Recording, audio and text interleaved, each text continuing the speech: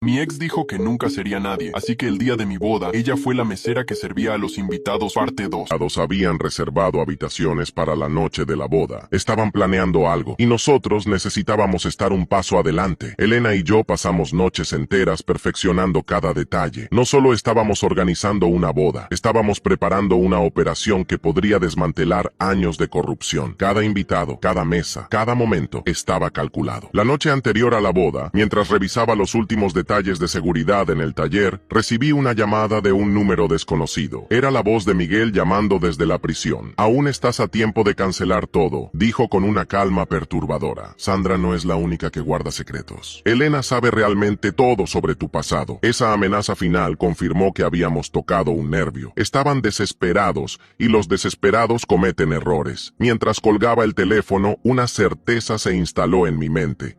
La boda no sería el final de esta historia, sería el comienzo de su caída. El día de la boda amaneció con una calma engañosa. Mientras me ajustaba el traje frente al espejo, repasaba mentalmente cada detalle del plan. Roberto llegó temprano al taller donde nos preparábamos. Los equipos de vigilancia están en posición, informó, mostrándome las ubicaciones en su teléfono. El detective García confirmó que sus hombres estarán mezclados entre los meseros. Sandra había enviado un mensaje críptico la noche anterior. 3 habitaciones reservadas a último momento, nombres falsos. Sabíamos que estaban planeando algo, pero no podíamos imaginar la magnitud de lo que enfrentaríamos. Elena me llamó desde el hospital. Había insistido en completar su turno de la mañana para no levantar sospechas. Su voz sonaba tensa. Acabo de ver a Martínez, el dueño del taller donde trabajabas, dijo. Está internando a su esposa por una supuesta intoxicación. Me pareció muy conveniente que justo hoy no pueda asistir a la boda. Esa información activó todas las alarmas. Martínez era uno de los principales involucrados en el esquema de seguros fraudulentos. Su ausencia significaba que algo grande se estaba gestando mientras conducía hacia la iglesia. Noté un auto que me seguía a distancia. No era el mismo que había estado vigilando a Elena. Estos eran nuevos. Tomé un desvío no planificado y confirmé mis sospechas.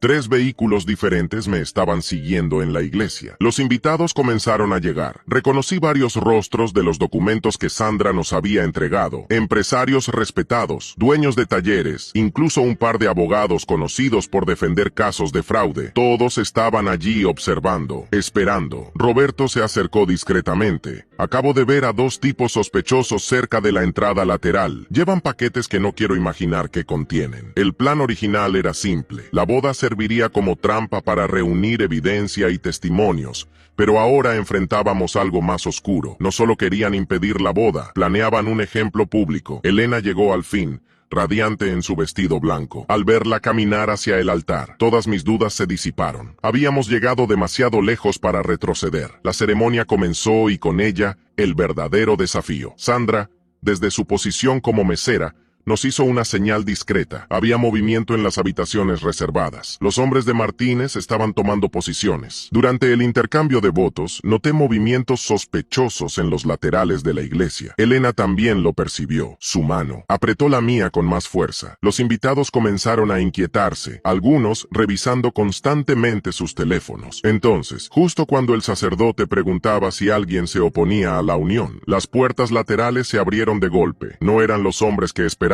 Eran agentes federales. La operación que habíamos planeado durante semanas se había transformado en algo mucho más grande. El caos se desató en segundos. Varios invitados intentaron huir solo para encontrarse con más agentes en todas las salidas. Sandra, abandonando su disfraz de mesera, comenzó a señalar a los principales implicados. En medio de la confusión, Elena y yo permanecimos en el altar, nuestras manos entrelazadas. Este no era el final que habíamos planeado para nuestra boda, pero de alguna manera parecía perfectamente apropiado. Roberto se acercó rápidamente. Tienen que salir de aquí. Ahora hay más involucrados de los que pensábamos, y no todos están en la iglesia. Mientras los agentes realizaban las primeras detenciones, Elena y yo nos escabullimos por la sacristía. Nuestro día de boda se había convertido en el catalizador de algo mucho más grande. La pregunta era, ¿estábamos preparados para las consecuencias que vendrían? Elena y yo nos refugiamos en un pequeño hotel a las afueras de la ciudad. Roberto había insistido en que desapareciéramos por unos días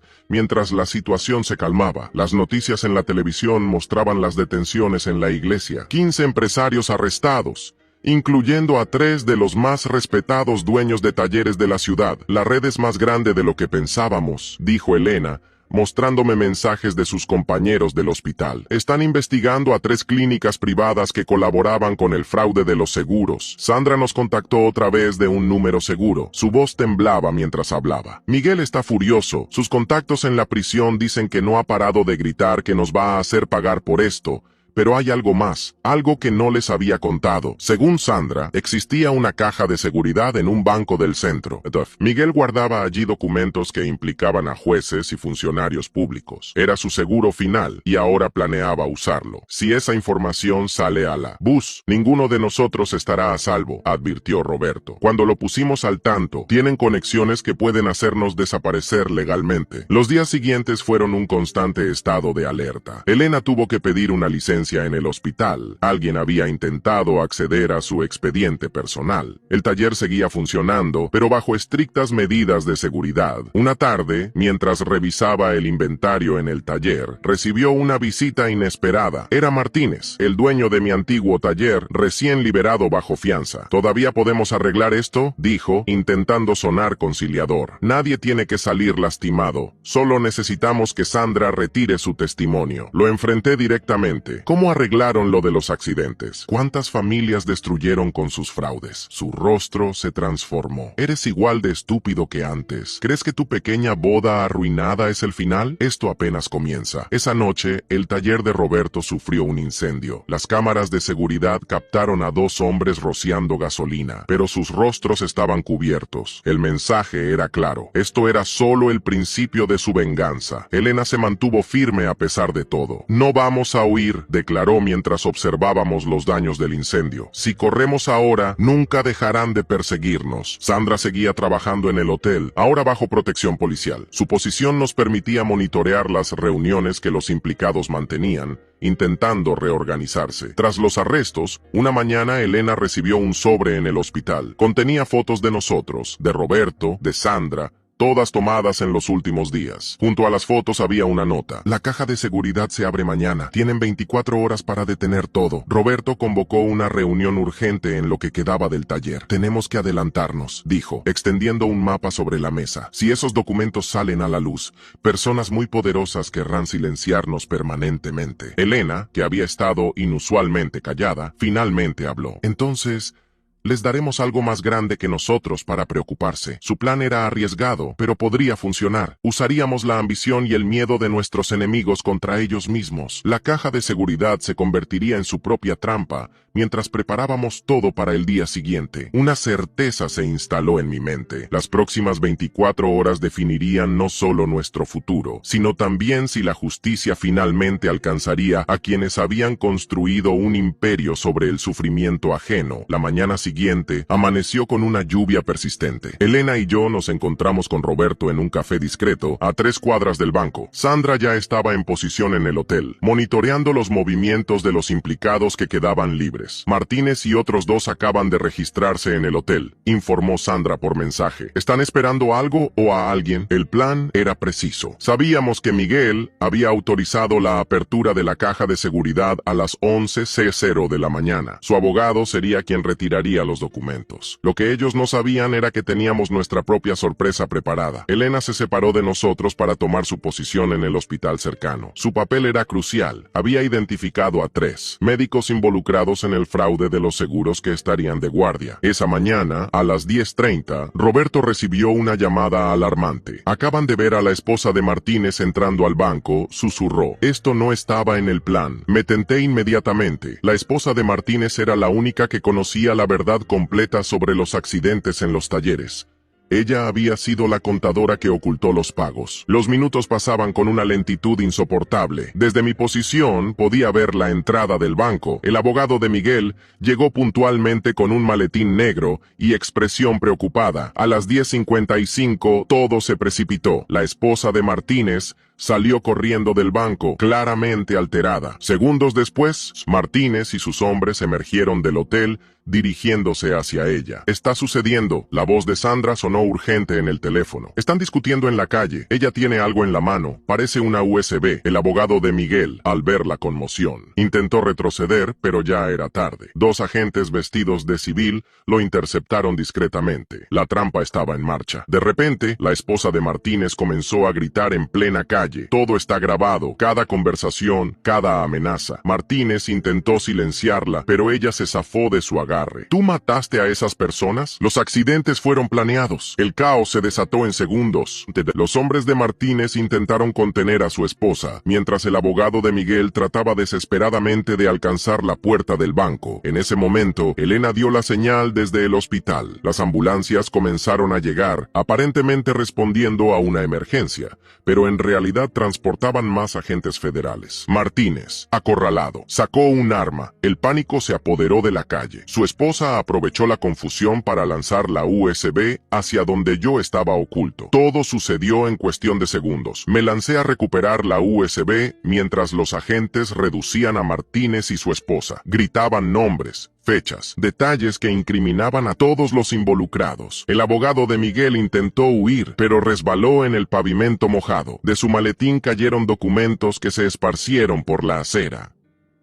Eran los registros originales de los fraudes, los que planeaban usar para chantajear a los demás. Roberto apareció a mi lado protegiéndome mientras asegurábamos la evidencia. «Esto no ha terminado», murmuró Miguel. «Aún tiene una última carta que jugar». Como confirmando sus palabras, mi teléfono vibró con un mensaje de Sandra. «Miguel se escapó de la prisión. Viene hacia acá». La noticia de la fuga de Miguel desató el caos total. Los agentes comenzaron a establecer perímetros, mientras Martínez, ya esposado, sonreía con una calma perturbadora. «Deberían preocuparse más por su amiga enfermera», dijo con una mueca. Miguel siempre tuvo una obsesión especial con los hospitales. Mi sangre se heló. Elena seguía en el hospital, coordinando con los médicos que colaboraban con la investigación. Intenté llamarla, pero su teléfono daba ocupado. Roberto reaccionó rápido. «Ve por Elena. Sandra y yo nos encargamos de asegurar la evidencia». Corrí hacia el hospital bajo la lluvia, que ahora caía con más fuerza en el camino. Sandra me envió un mensaje alarmante. Miguel tenía un cómplice en el hospital. La doctora Méndez acaba de desaparecer de su turno. La doctora Méndez, por supuesto, ella había firmado varios de los certificados falsos de los accidentes. Elena la había identificado en los documentos. Llegué al hospital con el corazón martillando en mi pecho. El área de emergencias era un caos de actividad normal, pero algo no se sentía bien. Una enfermera reconoció mi cara de las fotos con Elena. «Tu novia subió al tercer piso con la doctora Méndez», me informó. Parecía urgente. Mientras subía las escaleras de 2 en 2, recibí otro mensaje de Sandra. «Miguel fue visto entrando por la parte trasera del hospital. No está solo». El tercer piso estaba inusualmente silencioso. Al doblar un corredor, escuché voces provenientes de una sala de consultas. La voz de Elena sonaba tensa, pero controlada. «Ya es tarde, Miguel», decía Elena. «La policía tiene toda tu red. Se acabó. ¿Crees que no tenía un plan de respaldo?» La voz de Miguel destilaba una calma aterradora. «¿Por qué crees que la doctora Méndez está aquí?» Me acerqué sigilosamente a la puerta. A través del vidrio, pude ver a Elena de pie junto a la ventana. Miguel la apuntaba con un arma, mientras la doctora Méndez revolvía frenéticamente unos archivos. Explicaba: «Los archivos originales de todos los accidentes están aquí. Con ellos podemos desacreditar cualquier testimonio». En ese momento, Elena hizo algo inesperado. Comenzó a reír, una risa suave, casi compasiva. «¿De verdad creen que no pensamos en eso?», dijo mirando su reloj. «Cada minuto que pasan buscando esos archivos, más evidencia se envía automáticamente a las autoridades». Miguel se desconcertó por un segundo, el segundo que necesitaba. Empujé la puerta con toda mi fuerza, golpeándolo. El arma se disparó, pero la bala se incrustó en la pared. Lo que siguió fue caótico. La doctora Méndez intentó huir con los archivos, pero Elena la interceptó con una precisión que solo una enfermera de emergencias podría tener. Yo luchaba con Miguel, quien, a pesar de las esposas, se defendía como un animal acorralado. Los agentes llegaron segundos después, alertados por el disparo. Sandra los había guiado directamente a nuestra ubicación a través de la aplicación de rastreo que Elena había instalado en su teléfono. Mientras esposaban a Miguel y a Méndez, Elena se acercó a mí. Tenía un corte en la mejilla, pero sus ojos brillaban con determinación. Se acabó, susurró, entrelazando sus dedos con los míos. Realmente se acabó, pero en el fondo, ambos sabíamos que esto era solo el principio. La verdadera batalla, la de reconstruir nuestras vidas y enfrentar las consecuencias de todo lo destapado, apenas comenzaba. Los días siguientes a la detención de Miguel y la doctora Méndez fueron una vorágine de declaraciones, papeleo legal y revelaciones impactantes. La evidencia recuperada del hospital, combinada con los documentos de la esposa de Martínez, destapó una red de corrupción que sacudió a toda la ciudad. Elena volvió al trabajo en el hospital una semana después. Ahora, como parte del equipo que reestructuraría el departamento de emergencias, su valentía durante el enfrentamiento con Miguel le había ganado el respeto de toda la administración. Encontraron más archivos falsos, me dijo una tarde mientras cenábamos en nuestro apartamento temporal. Algunos casos se remontan a 5 años atrás. Familias enteras destruidas por estos fraudes. Sandra, por su parte, se convirtió en testigo protegido. Su testimonio fue crucial para conectar todas las piezas del rompecabezas. Antes de entrar al programa de protección, me pidió un último encuentro. Lamento todo el daño que te causé, dijo con lágrimas genuinas en los ojos. Estaba tan ciega por Miguel, por el dinero. Me convertí en alguien que no reconozco. Roberto enfrentaba sus propios desafíos. El incendio había destruido gran parte del taller, pero los seguros legítimos cubrirían la reconstrucción. Mientras tanto, convertimos un galpón cercano en un taller temporal. A veces las cosas tienen que arder para renacer más fuertes, filosofó mientras planificábamos la reconstrucción. Como ese taller, nosotros también nos renovamos. La esposa de Martínez se convirtió en una aliada inesperada. Su decisión de entregar la evidencia había sido el punto de quiebre. Durante su testimonio, reveló cómo su esposo había pasado de ser un mecánico respetable a un criminal despiadado. El primer accidente fue realmente un accidente, declaró ante los investigadores. Pero cuando vieron lo fácil que era cobrar el seguro, todo se corrompió. Cada muerte, cada lesión, fue fríamente calculada. Después de eso, los arrestos se extendieron como una onda expansiva. 3 jueces fueron suspendidos, pendientes de investigación. 5 clínicas privadas fueron intervenidas. La red que Miguel y Martínez habían construido se desmoronaba pieza por pieza. Elena y yo finalmente pudimos retomar los planes de nuestra boda, aunque de una manera muy diferente a la original. Decidimos hacer algo íntimo solo con las personas que realmente importaban, esta vez sin infiltrados ni cámaras ocultas, bromeó Elena, mientras revisábamos la nueva lista de invitados una tarde, mientras supervisábamos las reparaciones del taller. Recibí una visita inesperada. Era el hijo de una de las víctimas de los accidentes fraudulentos. Mi padre murió en uno de sus talleres, dijo sin preámbulos. Quiero que sepas que tu decisión de enfrentarlos nos dio paz a muchas familias. Sus palabras me golpearon con fuerza en medio de todo el caos y el peligro. A veces había olvidado por qué comenzamos esta batalla. En primer lugar, no era solo por venganza o justicia personal, era por todas las vidas destruidas por la codicia de estos hombres. El juicio contra Miguel y sus cómplices se extendió por 3 meses. Cada día revelaba nuevos detalles sobre la profundidad de sus crímenes. Las familias de las víctimas llenaban la sala del tribunal, sus rostros reflejando años de dolor y preguntas sin respuesta. Elena testificó sobre los patrones que había anotado en emergencias, pacientes que llegaban con lesiones sospechosamente similares, siempre de los mismos talleres. Su testimonio profesional fue demoledor para la defensa. No eran accidentes aislados, explicó ante el juez. Era un patrón sistemático de lesiones calculadas para maximizar los pagos de seguros sin matar a las víctimas. Roberto aportó su experiencia técnica, demostrando cómo los accidentes habían sido meticulosamente planificados. Cada fallo mecánico, cada pieza defectuosa, había sido diseñado para causar el daño exacto que buscaban. La doctora Méndez, enfrentando sus propios cargos, finalmente se quebró. Reveló cómo el esquema había comenzado como algo pequeño, certificados médicos exagerados para cobrar seguros menores. Pero la ambición de Miguel lo transformó en algo monstruoso. Me prometió que nadie moriría, sollozó durante su testimonio.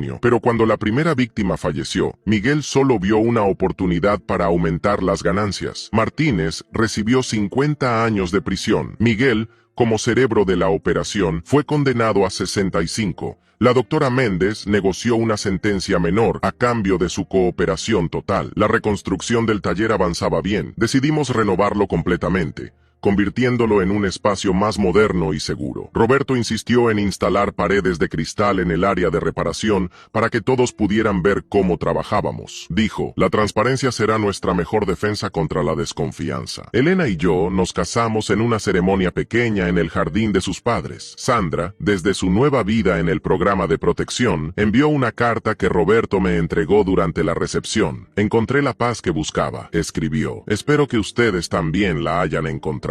El hijo de la víctima que me había visitado se convirtió en cliente regular del taller. Más que eso, se convirtió en un amigo. Su presencia era un recordatorio constante de por qué la honestidad y la integridad no eran negociables. Una tarde, mientras cerrábamos el taller renovado, Elena me sorprendió con una noticia que lo cambiaría todo. Estaba embarazada. En medio de tanto caos y oscuridad, la vida encontraba una manera de recordarnos que siempre hay esperanza. Construiremos algo diferente para él, dije, abrazándola, algo limpio, honesto. La ciudad comenzaba a sanar de las heridas que Miguel y su red habían causado. Las familias afectadas recibieron compensaciones, aunque ninguna cantidad de dinero podría devolverles lo perdido. 5 años han pasado desde que todo terminó. El taller se ha convertido en uno de los más respetados de la ciudad. Roberto se jubiló el año pasado, dejándome como único propietario, aunque sigue visitándonos casi todos los días, especialmente para ver a mi hijo Lucas, de quien se ha convertido en una especie de abuelo adoptivo. Elena continúa en el hospital, ahora como jefa del departamento de emergencias. Su experiencia con el caso de los fraudes la llevó a implementar nuevos protocolos de seguridad y verificación. Cada vez que llega un accidente de taller, hay un proceso especial de documentación y seguimiento. Una mañana tranquila, mientras desayunábamos en familia, el noticiero local transmitió algo que capturó nuestra atención. Miguel había muerto en prisión. No fueron las circunstancias dramáticas que algunos podrían esperar. Un simple ataque cardíaco mientras cumplía su sentencia. ¿Cómo te sientes?, me preguntó Elena. Esa noche, después de acostar a Lucas en paz, respondí, y era verdad. La muerte de Miguel no trajo satisfacción ni alegría, solo la certeza de que ese capítulo de nuestras vidas estaba definitivamente cerrado. Martínez sigue cumpliendo su condena. Su esposa, después de divorciarse, se dedicó a trabajar con organizaciones que apoyan a familias víctimas de fraudes corporativos. La última vez que la vi, había una serenidad en su rostro que antes no existía. Sandra nos contactó una última vez, hace 2 años. Está rehaciendo su vida en otra ciudad bajo una nueva identidad. Su carta fue breve pero significativa. Había vuelto a la universidad estudiando Derecho para ayudar a otras personas atrapadas en situaciones similares a las que ella vivió. Vio, el hijo de la víctima que se convirtió en nuestro amigo. Ahora trabaja en el taller. Su presencia es un recordatorio diario de por qué la honestidad debe ser el fundamento de todo lo que hacemos. Ha aprendido el oficio con una dedicación que me recuerda a mí mismo. Cuando empecé, el antiguo edificio donde estaba la clínica de la doctora Méndez fue convertido en un centro de rehabilitación para accidentados. Elena colabora allí como voluntaria los fines de semana. Es su manera de transformar un lugar que albergó tanto dolor en algo positivo. Lucas está creciendo en un ambiente muy diferente al que yo conocí. Cada mañana, cuando lo llevo al taller conmigo, veo en sus ojos la misma pasión por los autos que yo tenía a su edad, pero también le enseñamos sobre integridad, sobre hacer lo correcto, aunque sea difícil. Roberto, en sus visitas diarias, siempre le cuenta historias sobre cómo enfrentamos a los malos. Lucas las escucha fascinado, aunque para él son casi cuentos de un pasado lejano. Para nosotros, son recordatorios de que la justicia, aunque lenta, eventualmente llega. Elena y yo hemos aprendido a valorar la paz que construimos cada noche. Cuando cierro el taller y vuelvo a casa, agradezco que nuestra historia, aunque marcada por el dolor y la traición, nos llevó a construir algo mejor, no solo para nosotros, sino para todos los que confían en nuestro trabajo. La ciudad ha sanado en gran medida, aunque las cicatrices permanecen. Los talleres ahora operan bajo regulaciones más estrictas y hay una nueva conciencia sobre la importancia de la transparencia en el negocio automotriz. Y así, mientras veo a mi hijo jugando en el taller que casi me destruyó, entiendo que a veces las peores traiciones pueden llevarnos a los mejores recomienzos. No es el final que esperaba cuando dormía en mi auto traicionado y solo, pero es el final que necesitábamos, uno de redención, justicia y sobre todo, esperanza. Si llegaste hasta aquí y te gustó, no olvides dejar tu like y suscribirte a nuestro canal. Tu apoyo nos motiva a traer más historias increíbles. Muchas gracias y que tengas un excelente día.